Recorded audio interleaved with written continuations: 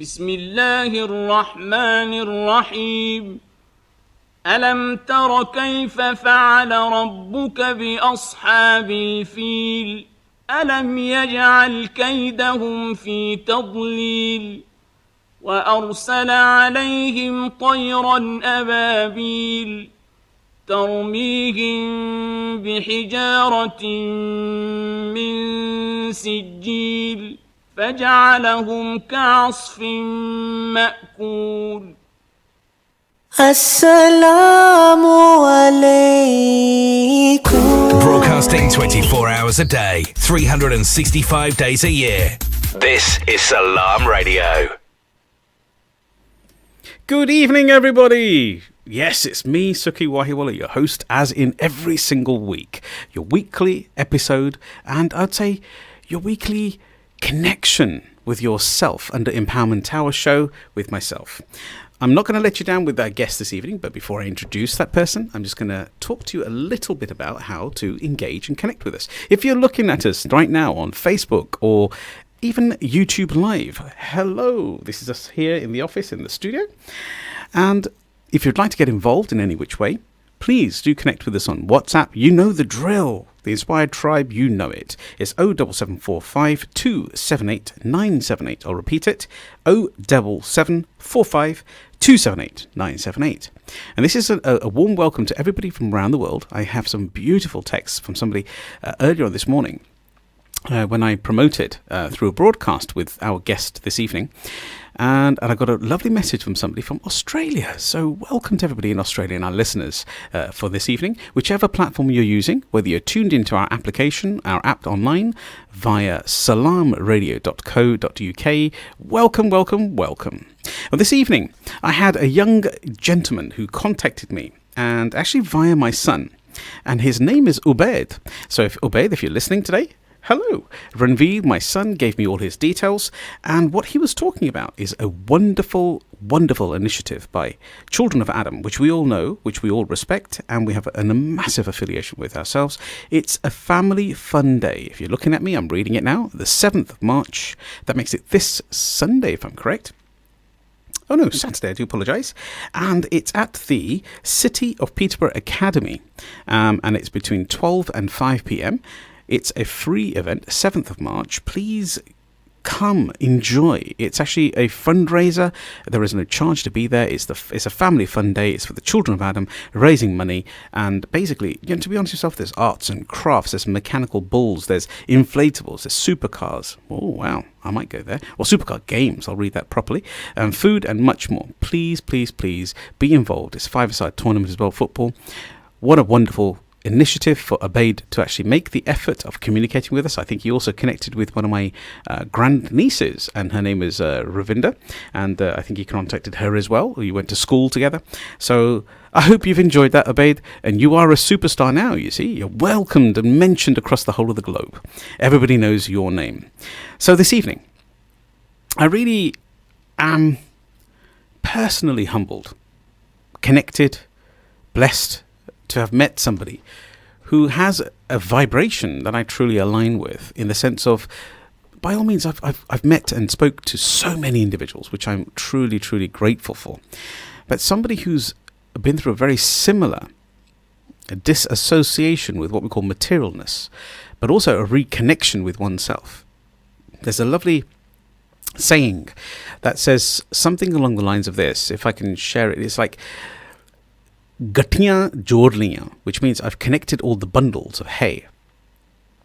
I've connected them in my life. But what I've done is I've collected all of the things that I'm not going to take with me into the afterlife, into the next life, whichever you see and understand and subscribe to. And what I've actually ended up doing accidentally is disconnecting with my own internal connection. So I've connected with the materialism, but I've also disconnected from my own spiritual entity. This evening, tonight, I'm going to introduce a gentleman. His name is Terry Mardi. If you've ever been involved and you follow my subscriptions on Instagram and our YouTube, etc., he has such a coveted background. An individual who, which we're going to get very close with in a moment, who's come from a background of being in the music industry, being a formidable partner to so many names that we understand today. He brought people like Jay Sean and Raghav to the industry, to the marketplace. He took Brazian, which is British Asian stage, to Glastonbury. I don't think I can do justice to this, but it goes on and on and on to being one of the formidable people involved with TV production, in sound, in music. It's a sincere pleasure to welcome you this evening. Terry, welcome to the show. First of all, thank you so much for an intro. That's the most epic intro I've ever had in my life. Sukhi Wahiwala, Salaam Radio listeners, thank you so much for having me. I'm very humbled. I've got to tell you something, Terry. It's genuine and it's true. I can't comment on that, but I'll take your word for it, because I believe everything you say. You speak from the heart, so I appreciate you. Thank you very much. That's really, really wonderful. So I'm gonna start us off, because we get straight to the key. You know, the Inspired Tribe, my team who follow me, and they track me around the world. They follow us on Instagram, on Facebook. I'm going to give them away now. Everybody's there. By the way, you can just about see me now. Yay! Everybody who follows us, and we're very, very heartfelt, very, very humbled and grateful for your following, for your conversation. You know, individuals that I've been meeting in the street, children. Wow, you know, it's like coming up to me saying, Sukhi, Uncle G, which means uncle with the respected G at the end. You know, it's lovely. I listen to your show. I find it so interesting, so inspiring. And then friends of mine are saying, Sukhi, I was listening last night. It was a smashing show. You know what? Bless you all. Kiza from Adam's Taxis. All of my friends are out there. You know, Waj, who obviously comes on quite regularly here as well. All of you who have been sending some love my way. Thank you very much. So without taking too much time, because we have a really interesting individual here. Somebody who's been through what we call financial gain and financial absorption and financial understanding to realizing the true resonance of oneself. But we're going to get to that in a moment. Terry, please help us understand, you know, where did the journey start? I mean, where are you from? Well, ethereally, who knows, from everywhere and anywhere all at once. But in this kind of a physical life form, this body that you see before you, I was born into this body and raised in West London, and in a little place called Feltham, which is sort of near Heathrow Airport sort of area. People might know Southall. It's not too far from there. Oh, wonderful. Yeah. Yeah, so it's where sort of this, you know... Proper Desi. yeah, I guess so. So Desi that at the time in Feltham, I was only one of two families in the area of migrant, obvious migrant, I guess, visibility. Yes. And so very few Asian families or southern descent. With skin colour, my colour, which is sort of brownish sort of colour. And not, you know, and we now know that skin means nothing, but at the time I was made to feel like I was like everybody else, until one moment in life, and primary school, when I was bullied, and it sort of changed a little bit. So I wasn't aware of skin colour. I don't think children are really aware of their physicalities, are they? That's a beautiful point there, just to clarify. So what we're trying to say here is that children, a being, is pure because they don't have that reference point of a third person, right? Yes. They're not thinking, oh, you're brown, blue, pink, purple, blue. They're just thinking you as a human being. Yeah, love, I think. Yeah, love, that's right, yeah. Our connection, our bonded. So then a question arises from my understanding, for my audience here, for the tribe. So what changes? Well, there's a moment, and now we'll know through psychological learnings that there's a moment in life where suddenly we're told you're not enough or you're not good enough. Wow. And that could be something as small as not being picked for the cricket team or the football team or whatever sport you're interested in, to someone not sitting next to you in the cafeteria, or in my case, someone shooting me in the leg because they wanted my BMX bike. My goodness. Yeah. Now, I'm afraid we can't fleet over that conversation. Okay. So we've gone from a beautiful conversation there where children are pure to somebody who's kind of, you said, shot you? Yeah, it was an unfortunate incident. Does anyone remember the movie E.T.? Yeah. Yeah, Of course, so I'm old enough. Spielberg's movie. Some of our listeners aren't old enough to remember them, but they can do the reverse. Yeah. Yes. Michelle's putting her thumb up as well. Yeah. Well, E.T. Extraterrestrial is. There's a very famous scene in the movie where the kids have to go on a bit of an adventure and an escape almost, but they have to use their BMX bikes. Yeah. I didn't have a BMX bike, but my friends did, and so when they were riding their BMX bike around the park, I was running after them. And I think one day my dad observed that, and he saw the soles of my shoes were getting a bit thin from all the running. Oh wow! He worked in a factory, and he took a half day off, and he said, "Let's go and get you a BMX bike." I saved up, did some overtime, and I've got you. How beautiful is that? It was so amazing. I jumped in the back of his car. We went to Moore Brothers, and they're still there. I told them the story years later, and the grandchildren of the owners received this and put it on their Facebook page because they found it inspiring, which is great. And Mr. Moore said, "Here's the budget. Pick any bike from here." So I picked this shiny blue BMX bike. And of course, when you get a new BMX bike, I must have been a primary school age, so between 6 and 8 or something like that. So just a question to yourself: 6 and 8, you've got yourself a lovely BMX bike. It's shiny blue. Yeah. I mean, I personally had a shiny blue one with the yellow tires. Nice. Of course, that's kind of cool. When we had those magged wheels, if you remember from that period of time. Yeah. These little plastic mags. Yes. That we used to mix and match. And a very good friend of mine, he used to specialize in his own mind without realizing he was doing this, but he would tailor them. So he'd literally change the mags to a black mag and with a red tire, and vice versa, because usually it was the same color, same tire. Yeah. So just a thought to yourself. I mean, what were your wheels like? Were they spoked or were they were magged? spoked, and I had spokey dokies on them eventually. They used to sort of little fluorescent little balls that sort of run up and down and make a little sound, like a tinkling sound.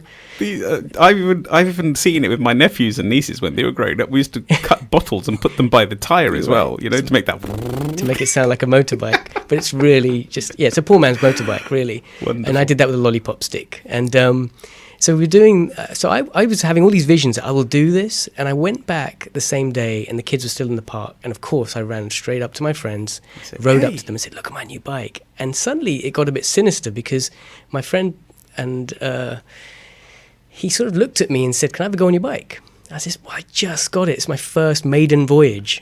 Let me just take it out for that. Yeah, can I please just break it in? And he sort of didn't like the answer to that. And suddenly the 4 or 5 boys surrounded me with their dog. And it got a little bit sinister. And he said something sort of that I won't say on radio, but it was quite rude and scary.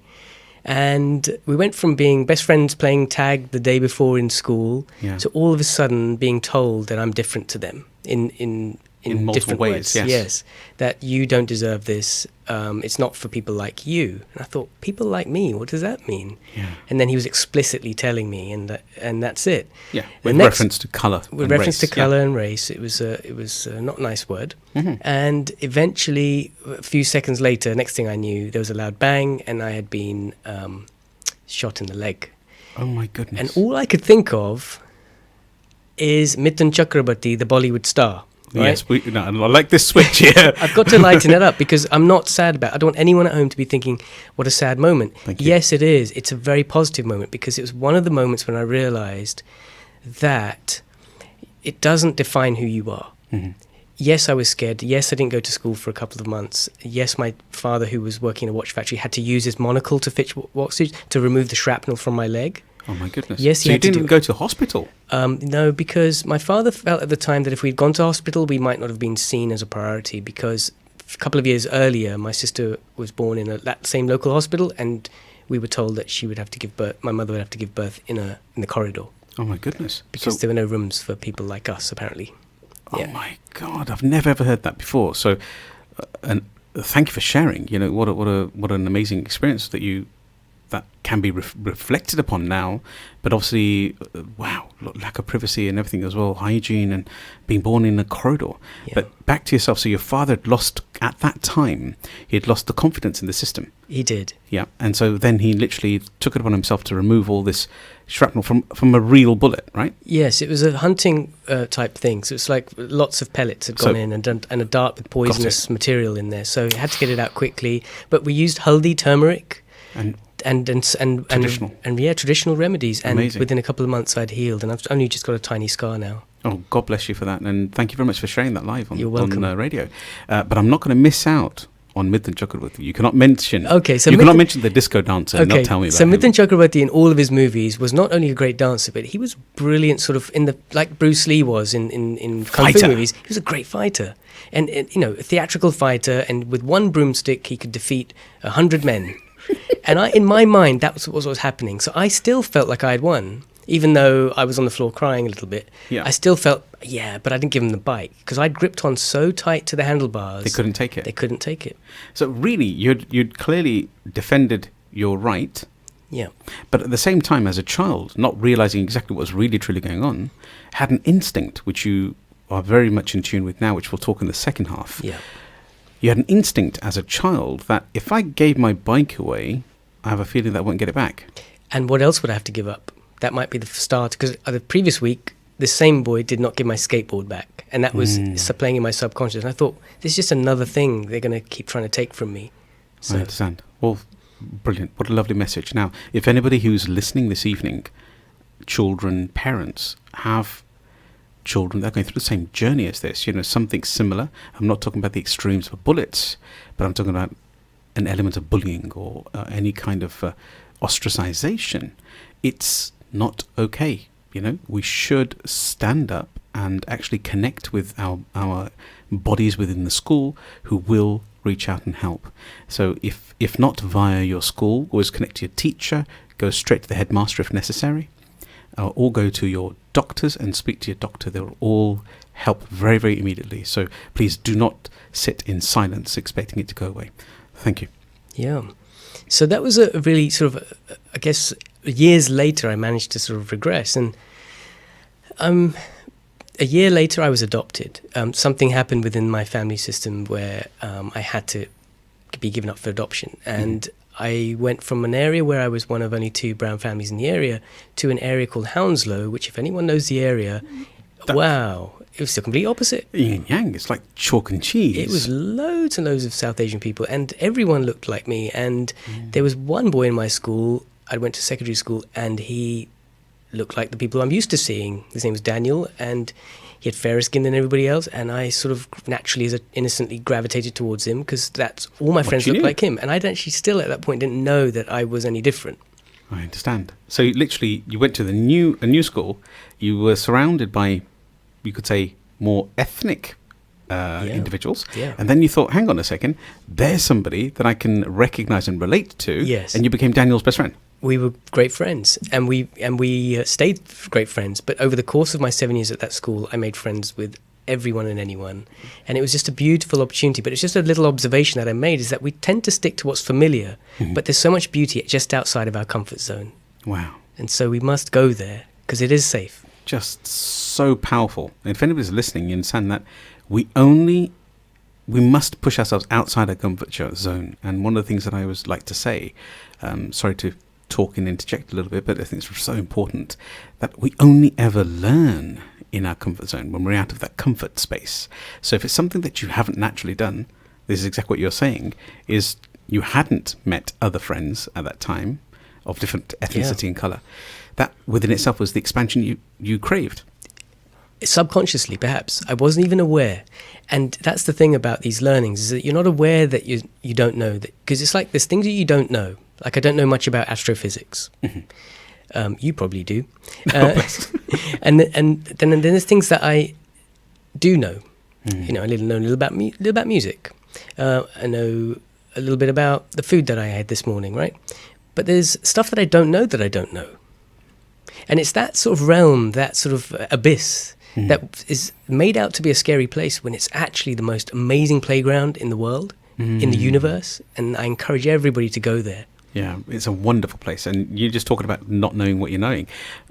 We have, I'm sure, a mutual friend called Linda Johal. Oh, yes. Yeah, the Achanak man. I love him. Linda Johal, DL these days, I'm afraid, Deputy Lieutenant, I must say. So if you're looking, well done. And Hello, you're Linda. a proud moment for us all, Linda. I feel like saluting him. Salute, yes. And he says very, very funnily and correctly, because we've all kind of studied this evolutionary school of the world, we know what we know.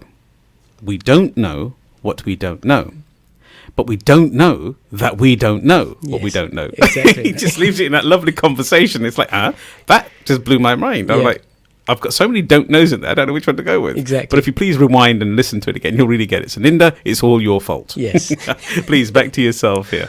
So, yeah, I mean, that was sort of childhood. I made a deal with my new adopted Baba, and he said to me, do whatever it is you want to do in life, but get me the effort grade. At school at the time, we were told that we get 2 grades. You get the attainment grade, which is what you're graded at in your exams and your tests, A, B, C, right? What you achieve, yeah. What you achieve.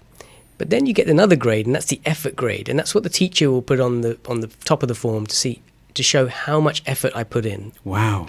And he said to me, I want that effort grade to be an A every time, regardless of whether you get an F on your attainment.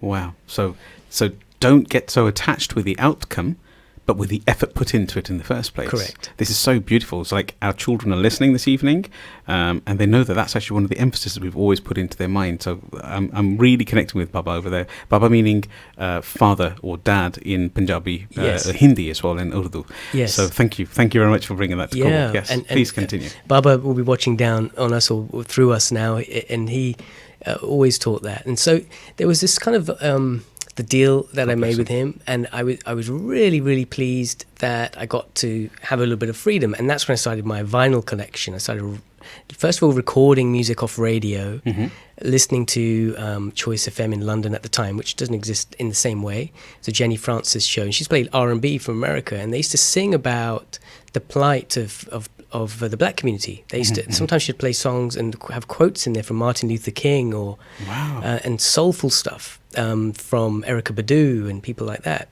who are sort of iconic and awake, right? At the time, we didn't know that was awake. I just knew that there was something that she was saying that just meant it hit me somewhere, right in the core, and that just resonated. It did. It really did. And so I started getting into a different type of music at that point. And that change, I have to say that I stayed in music for 20 years after that. And it was, the pivotal moment for me was knowing that I could go into an Our Price store, an HMV store, which is, they don't have them anymore, but they're actual record stores. Pre-Spotify, pre-iTunes, pre-YouTube. Absolutely, yes. It was where we actually really, truly purchased and actually connected with music, right? Yeah. And you know what I was just really touching with there is that you were talking about recording off the radio. We do not endorse that, just thought I'd let you know. Yes, I was naughty. Yeah, and the same thing I'm going to share with yourself is that I'm thinking a lot of the children, kids, youth of today wouldn't even know what a cassette is. There's a YouTube video of some young millennials looking at a cassette, and it's just funny. It's on social media. You should look it up. What's this? Yeah, if you're looking. It's like, where's the Wi-Fi switch? There isn't one. And also, how do I play my phone on this? Exactly. Yeah. It's hilarious. You should watch it. Wow. So you've gone through from vinyl. You've started to realise that there's some form of resonance that seems to be kicking off with music or with the rhyme, with something in there, including the words of choice, lyrics, that kind of thing. And then on the same token, you've started to this obviously was very interesting and very important to you. So you spent 20 years in this industry and brought some of the best individuals that we can connect with today and identify with, like Jay Sean and Raghav. By the way, if you're listening now, do come back into the second half. We're nowhere near the end just yet, but do come back into the second half. Oh my goodness, actually, we're only 3 minutes away from the end of first half. I did tell you, didn't I, Terry? Time flies. Amazing. I'm having a great time here. Please continue, Terry. Just tell us a little bit about what you were up to at that time in university with music and stuff, because it's something evolved, right? Yeah, music was great. I saw people come together. When music plays and everyone sings a song or dances to it together in whatever setting, people just come together regardless of their differences.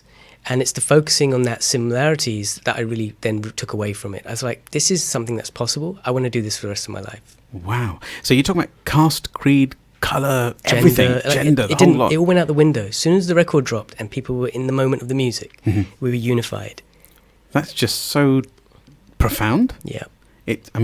I subscribe to this vision that you've got here so much, with reference of resonance and understanding. And we're going to talk a little bit about that in the second half, if we may. Yes. But what did you find? Because you started DJing and stuff, and then you started doing events and stuff in that environment. That's right, and we got a lot of success. I mean, it went from sort of a hobby and a passion to actually turning into a 6-figure business, and then a 7-figure business. Yeah, within a space of 2 years. Tremendous. And we're talking about an era, though. if I remember rightly, you're talking about the 90s, right? Late 90s, and we launched Brasian in 99. So Brasian stands for? British Asian. British Asian, Brasian. Yeah. So if anybody's out there who understands the brand and has known it, and a quick shout out to Kismet Boys, yes, Ron and Buzz. They're from Peterborough. Huge love to them, because in 2004 and 2005 they played on my Brasian stage at Glastonbury. It was the first time we'd put Asians on stage, about 30 Asians on stage at the same time. So you were connected to the Glastonbury movement as well? I bulled it. Michael Eavis, the founder, bless him, he didn't know what was coming. I said to him, I'd like to have an Asian stage. You know, you don't represent our people and it's not cool. And he sort of said, well, we sell out in 3 minutes. We don't really need to have any other attractions. I said, well, how much will it cost for me to have a stage? And he quoted me a figure. It was, a high five-figure sum. And I said, fine, cool, give me a stage. I'm going to do it. We'll have it. We did it, and we did it in 2004, 2005. We got covered in The Guardian, Sky. So that basically, cool. To take the interjection of Asian music within the Glastonbury environment was you. Something was driving me. I don't take credit for it, but something bigger than us was driving me. Well, God bless you. You know, for that, I mean, what a pivotal point. Sorry, please. So that was it. We did that, and we sold ringtones. I mean, it was the business was worth several million, and we worked with a lot of artists, and in that time I'm very grateful to have toured the world, and it was just good fun. Wow. Jenna, I'm not wanting to cut you, but we're down to the last 20 seconds of our first half. I can't believe how fast it goes. Honestly, Terry, I am so proud to have you here. Audience, if you're listening, the Inspired Tribe, please tune straight back in at 7:30. We are going to be live and close with Terry Mardi once again, and we're going to talk even further. See you soon. You're listening to Salaam Radio, and it's now time for Isha Azan. This Azan is sponsored by UK Islamic Mission, serving humanity since 1962. Allahu Akbar, Allahu Akbar, Allah.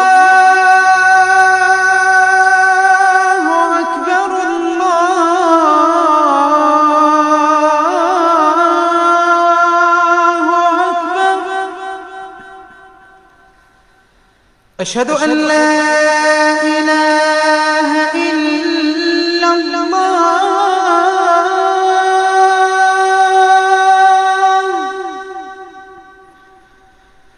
أشهد أن لا إله إلا الله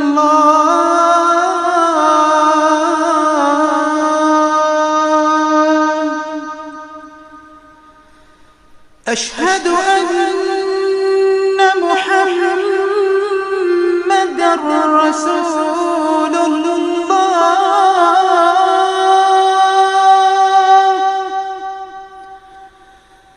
أشهد أن محمدًا رسول الله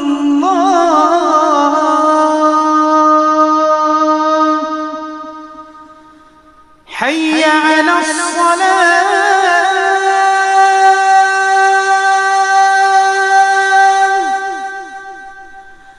حي على الصلاة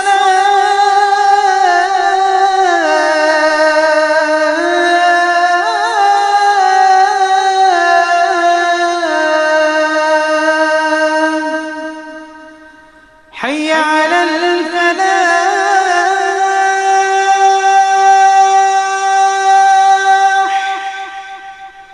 حي على الفلاح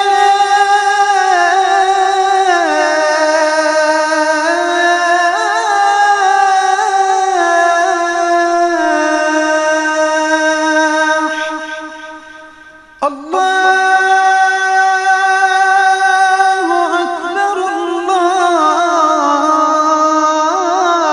أكبر الله أكبر لا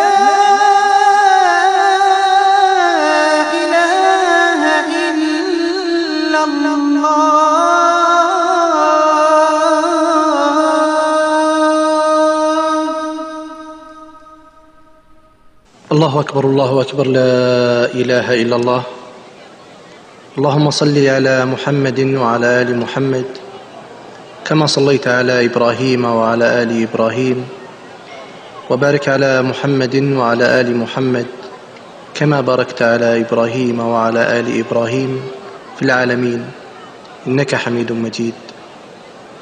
اللهم رب هذه الدعوة التامة والصلاة القائمة آت محمدا الوسيلة والفضيلة وابعثه مقاما محمودا الذي وعدته. اللهم آتنا في الدنيا حسنة وفي الآخرة حسنة وقنا عذاب النار. اللهم بك نحيا وبك نموت وإليك المصير. رضينا بالله ربا وبالإسلام دينا وبمحمد صلى الله عليه وسلم. This Azan is sponsored by UK Islamic Mission, serving humanity since 1962.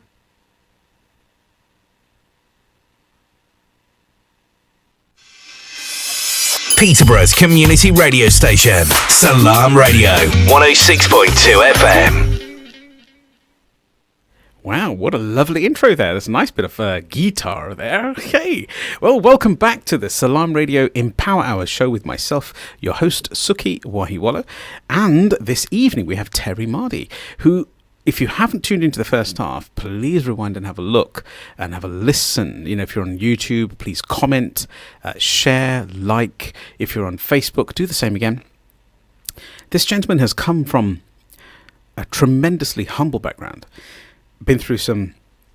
I'm gripping myself here because adversity is like being shot in the leg by what was perceived to be a best friend. It's a very touching story, so please do listen back. But has also been in the music industry for over 20 years, music and entertainment industry, and been involved in some really heavy-hitting names like the Goodness Gracious Me team, and also involved with people like Jay Sean and Raghav, which we're going to talk about shortly, British Asian Awards, etc. So, just to touch back, first things first, welcome back, Thank Terry. you. Thank you for having me, Salaam Radio. Salam and namaste and sat sri akal and greetings to everybody out there. Welcome. Thank you very much. You've been a delight on the show so far. Thank you.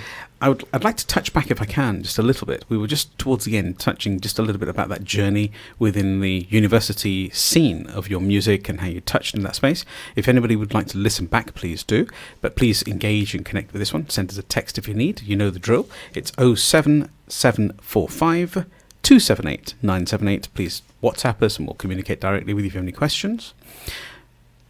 It's rare to find somebody with such an experience in the music industry. Now, I mean, from all angles, by launching Brasian, which is British Asian Brasian brand, into the world and taking it to places such as Glastonbury, such a world iconic environment where I think you kind of changed the focus of the British Asian music scene. Yeah, in 2004, 2005, there was no Asian stage at Glastonbury. The only South Asian names you'd kind of maybe have seen at Glastonbury at that point would have been Talvin Singh, Nitin Sawhney, Yes. and then there were a few others, but they were sporadic at best.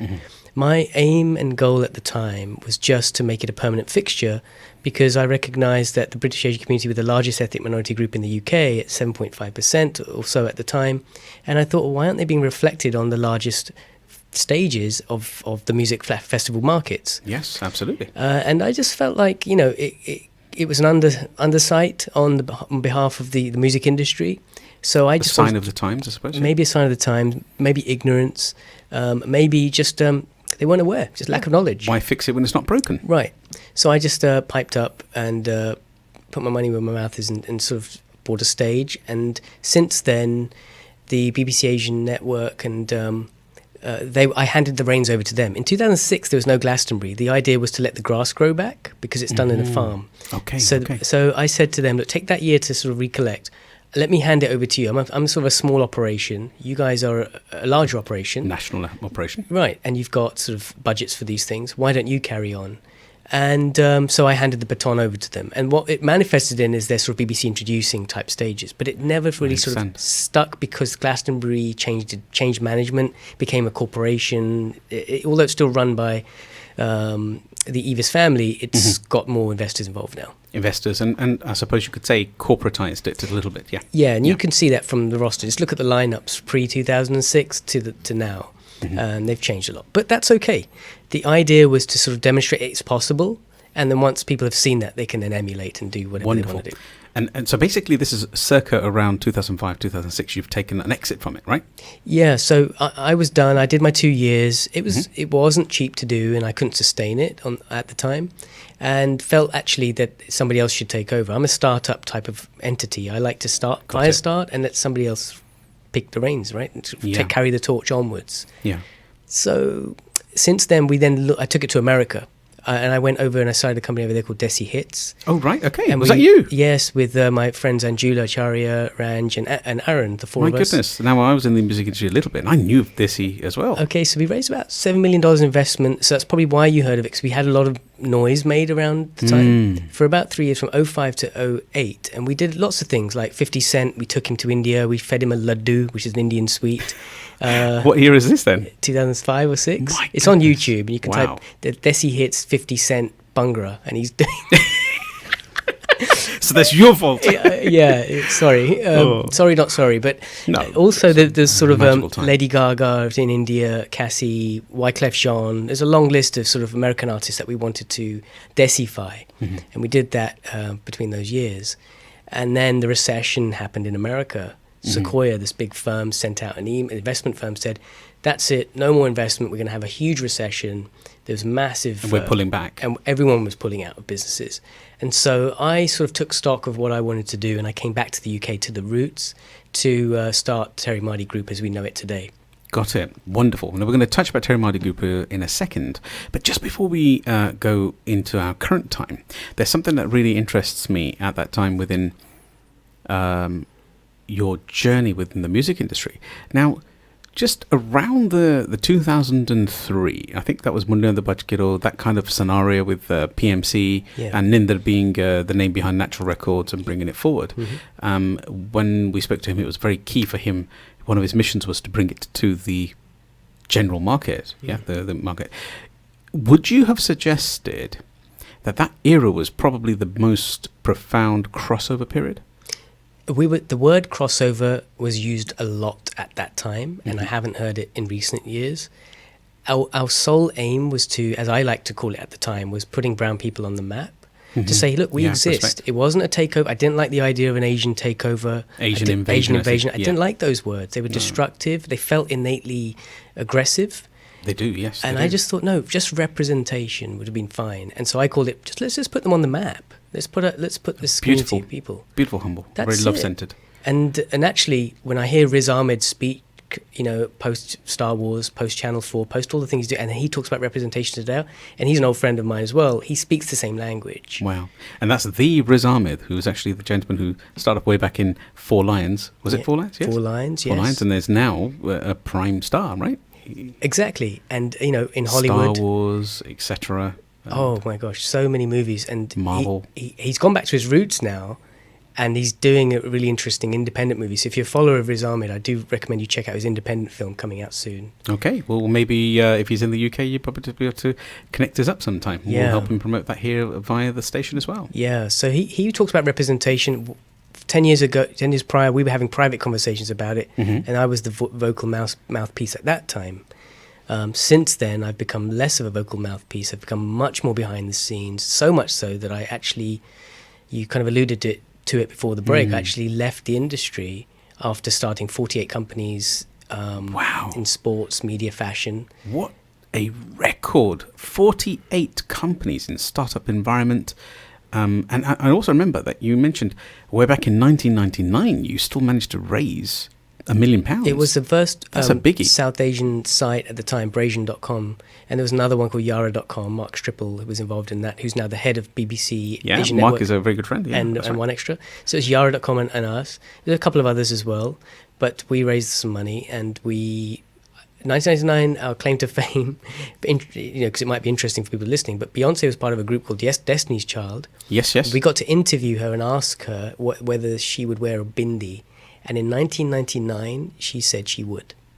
So as far back as that, the integration of what we call a bindi, because I can remember like an era where it was cool to be wearing Indiannesses, like bindiya and stuff of this sort of nature. So you guys were involved in that as well. Yeah, we kind of instigated what is now called cultural appropriation. Nice, correct wording. It's now sort of called that, and it's derogatory in a way. But I don't think we were trying to appropriate. We were just trying to assimilate our culture into other popular cultures, just to be heard and seen and be noticed. Yeah. So our intentions were pure, but today it's called cultural appropriation. And I know there's a difference because people now think that if you're doing it with respect, it's fine. But if you're doing it just because it's a costume, a marketing structure or a gimmick or a position, that's incorrect. We're back to that intention, which I'm going to cover most definitely in another 10 minutes or so time. We'll cover back into intention, which brings you where you are. But what was it like working with someone like Beyonce?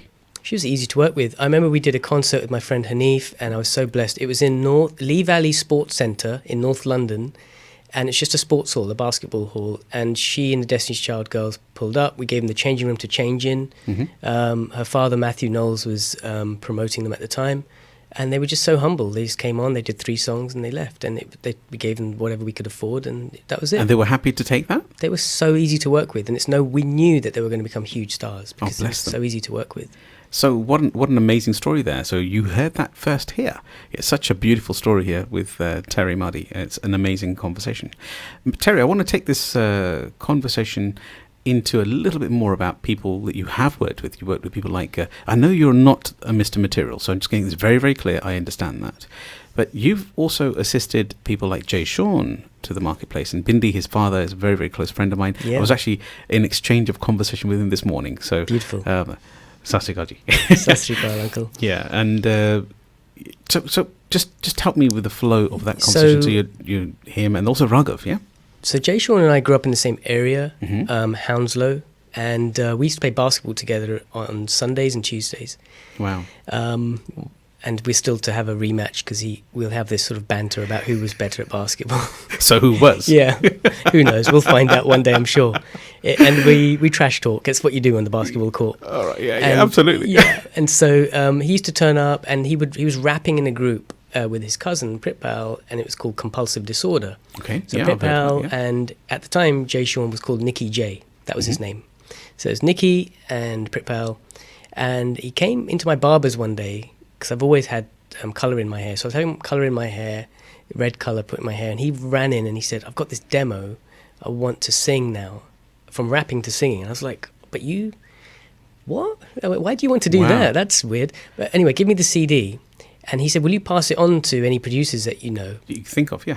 And anyway, I think we passed it on to Jay Sean, to Rishi Rich. Yes, Rishi, yeah. And then, and that rest is history, really. Rishi Rich project happened. So it was kind of like, okay, now... You kind of stimulated it. In that sense, yeah, because, I like to... We're the kind of people that like to connect people. Yeah. And we like to sort of see people go on and do what they love doing. So I remember that he came back to my grandma's house and we recorded...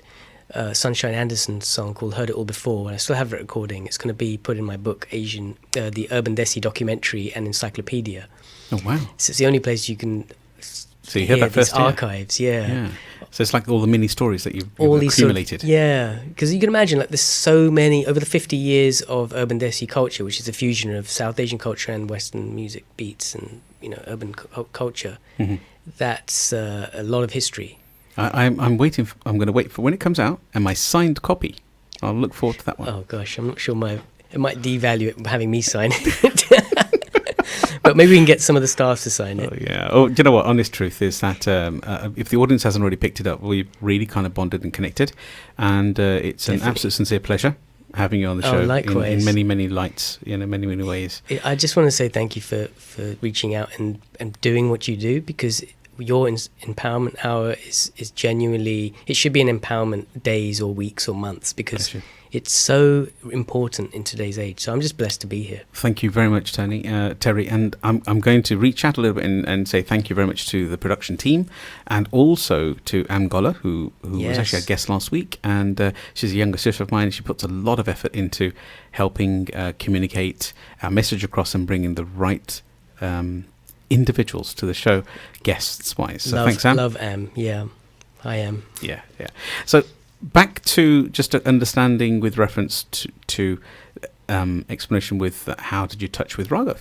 So Raghav wanted to launch his career, and since we'd made a lot of noise in the UK, for him to be from Calgary in Canada, which is sort of like a bit of a no man's land in terms of Canadian cities, Toronto, Vancouver. He was told if he wants to launch his South Asian career, he's got to come to the UK. Because at that time, Britain was the epicenter for this explosion. You had RDB, you had Apache Indian, Bally Sagoo, Jay Sean, Nitin Sawhney. You had lots of people. We had the Asian Music Awards on ITV1, which I founded and co-founded. That's lots of other things. Under the breath conversation that he founded and co-founded the ITV Awards as well, the Asian Awards coming out on ITV1. Yeah. Well done to that one as well. It was cool. You know, we had 1 million viewers on ITV on a Thursday night, and it was kind of cool to me to know that there were 1 million people in Britain being exposed to South Asian, British Asian music. And I thought, for that, bless you. That's cool. So Yeah. But he heard about that, and so we put him on at the after party of that show, actually in 2003, because no one knew he was, and he came on wearing this jeans, trainers, but a kurta top. Yes, I remember that show. He's the first time that it had been seen in mainstream pop culture that's before. right. And so at the time, I remember there were girls in the front row laughing at him.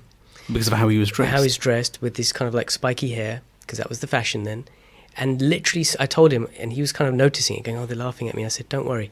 In 7 months' time, they'll all be wearing them. Wow. And that's what happened. Yeah, and actually, not to say in a bad way, but you also had people like Nitin Sawhney and also Talvin Singh following a similar flow afterwards as well. Yes. You know, because that kurta top over jeans and trainers and jeans or shorts and whatever else, shoes, whatever, was the in thing. It became fashionable. And it took Very a fashionable. young, sort of charming, suave artist like Raghav to sort of give it a platform. Wow, well done. You know, what a great message there as well. So, again, I can't believe where time's disappearing. We've only just started the second half, right? I think so, yeah, just a blink ago. No, we've got 10 minutes left, that's it. In fact, 9. There you go. So, welcome to the time warp. Yeah, that's right. It's one of the conversations I talk about quantum time structure. So, Yes. man-made and whatever else is not there. So the question to yourself, I mean, Terry, look, I know you've taken a genius leap forward. Not in just being, but consciousness and understanding. So you've moved in 20 years, you've shifted and make so many firsts, and there's nobody in the music industry who won't recognize you. Yeah, from Shabir Saab, from way back in Movie Box era, all the people in OSA, etc. Oh, yes. Kushti, our good communal friend as well, so you may be listening tonight. Yes, hi Kushti. And moving forward to today, I understand that you've taken this oneness of energy, which you said that somehow broke all barriers in communication, which I've heard from other people many a time, but you're one of the instigators of this philosophy of understanding. And you've kind of migrated it into a scientific understanding of resonance and understanding of vibration, what we call binary code.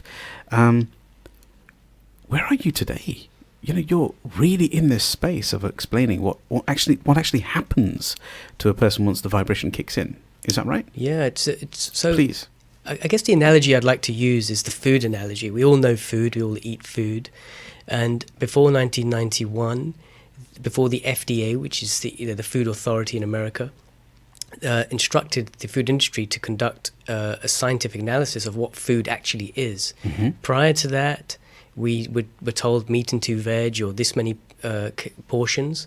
Calories, etc. Well, we didn't actually know calories until 91. And what happened was we learnt about macros.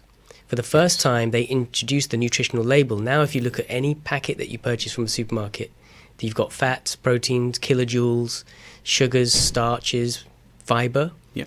That's what's inside food. Now there is industries that have been spawned off the back of that. That's called nutritional value, right? Yes, absolutely. But we don't know what's inside music. And so what our company has done, Nada Brahma.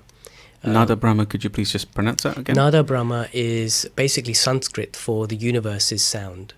That's what it means. Beautiful. So Nada is N-A-D-A. N-A-D-A. And Brahma is B-R-A-H-M-A. B-R-H-A-M-A. And is that .com or .co.uk? So it's nadadigital.com. Nada Digital. Yes. So N-A-D-A. Yes. Digital.com. And there's a video on there, and you can learn more about what we're doing. But we've figured out what music is from a scientific perspective, from a neuroscientific perspective, and now we're creating a technology to make that nutritional value available to every human being on the planet. What an amazing explanation there. I'm not sure if the audience have captured what's just been shared there. Actually understanding the nutritional value Yes. of sound and resonance. Is this song damaging my brain? Is it hurting me? Is it good for me? Am I feeling good for just a minute or bad for a minute? How can I lift myself out of this moment? You've live on air, you've connected in something that I'm a true fan of, and I must confess, I'm obsessed by this. I had the good fortune of working with some great people through the mid noughties. Sorry, not mid noughties, mid naught tens, 2010s. And one of them is Professor Masuramoto. Oh, wow. And one of those individuals who was speaking about the water crystal and the resonance factor. Yes. And understanding of the true essence. If anybody's interested in this, obviously, please research nadadigital.com and also just Google anywhere the water crystal experiment, and you'll get an understanding of how resonance is absorbed within atomic energy in water, for example. Let's just say energy, and it's a fundamental part of life. I mean, on a religious basis, we talk about holy water, and the explanation of what holy water truly is encapsulated within this explanation of how resonance is absorbed within water particles and energy. So yes, you've got me. It's something that is, we're all made of sound, and we talk about what proportion of our bodies and our world is made of water, but ultimately everything's a vibration. You might hear someone on the street say good vibes. I get good vibes from someone. Wow. Vibes is short for vibrations. Vibrations are oscillations of energy moving through space and time and at a frequency. All light is sound. You look at a LED light, it might have 50 hertz written on it. If it's got HZ written on the back of the packet, it's because it's a sound. But it's operating through light. So light and sound, this might blow your mind a little bit, but light and sound is actually the same thing. Yeah, it really doesn't need to be spoken about. This is exactly what the Inspired Tribe who follow our shows of the Empower Hour really want to hear. So please continue. So if you all get it, so you understand that this vibration is running through us. And then when you understand further that we are it, and I've used the word understand twice there, and here's the kicker. When you stop trying to understand it, that's when you're the most affected by the vibration itself. So the consciousness. Yes. Once you remove the consciousness from it and get into the feeling state. Yes. Yes? Most of our thinking that we can remember is conscious thought. We're told in mindfulness that we should become more mindful in things, and that's very, very important. But we also have to acknowledge that 95% of our thought process is subconscious. So what we can do is we can surrender to our subconscious, and that's the bit that we're trying to help you along with the sound, because it's not something that we need to do, it's something that we already do. It's the deep sleep state that you are in when you're unaware of what's going on. When, in this conversation, we've been in modes of it, in moments, we've had experienced flow. It's this... The vortex of time. The vortex of time. And we can sort of abandon all of the worldly things and be free of it and enlighten our situation. And when we come back from that, retain the memory of that. That's something that music, I think, will help unlock. You look at people with Alzheimer's, for example. They may not recognize their loved ones, but you play a song from their childhood and they light up.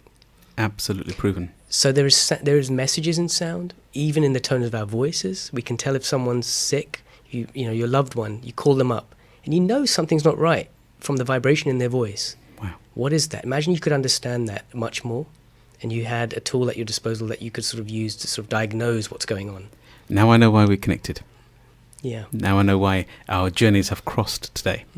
And the reality of what you've just shared there is, in essence, you've given what you mentioned and told on a moment ago was the nutritional value. Yes. And the science behind it. Musical nutrition. Yeah, musical nutrition. Is that what you're calling it? Yes. Wonderful.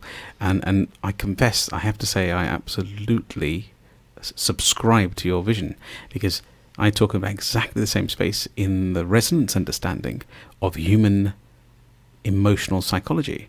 And then the resonance you're talking about, actually the interjection of energy transference via voice, was also something that Masuramoto mentioned, where he'd actually play a musical track. I don't know whether you know this, but He used to actually play, let's say, Love Me Tender by Elvis Presley over water and then reassess what happened to the crystals. And at the same time, he would play something like, with no disrespect, something like some kind of form of heavy metal, and he would play the same track and then check what happened there. And it was systematically the same. Yes. Wow. There's a field of science called cymatics. Yes. And it's fascinating to see, and it's spelled Cymatics. Thank you for clarifying that. And if anybody wants to Google that and YouTube it, have a look at some of the videos where essentially someone will be playing a violin, and one note will create one amazing geometric sacred shape, and another note will make a completely different one, and it's completely symmetrical, completely natural. And repeatable. Repeatable. That's right. And this bioresonance exists within all of us. So when we meet someone or we go into a situation where we feel bad vibes, there is an awkward shape being created in every cell in our body. So we need to be aware of this. And this is I was only able to, with the help of my partner, Julene Siddiqui, who's the co-founder of Nada Brahma, we were able to unlock a lot more potential, and that's the journey we're on now. And I had to do it from a tent in nature. Wow. But that's returning yourself back to self. I can't believe in the last 60 seconds. I am going to make this clear that I will have you back, and we will talk for part 2 specifically on sound resonance.